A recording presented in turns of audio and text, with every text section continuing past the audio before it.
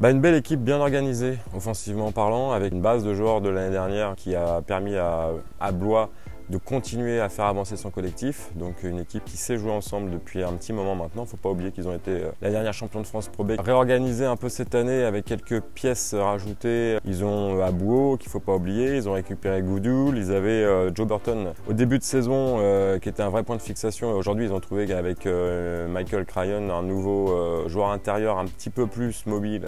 Mais une belle équipe, bien organisée offensivement et très bien structurée défensivement avec des règles qui sont très claires.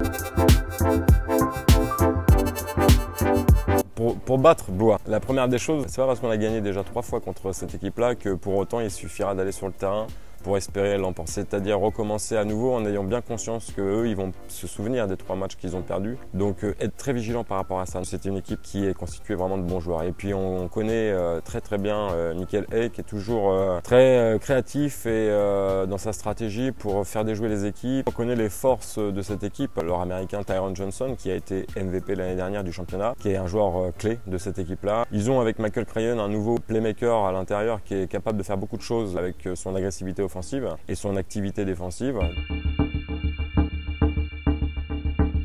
Donc on a des joueurs clés qui sont identifiés, que tout le monde connaît.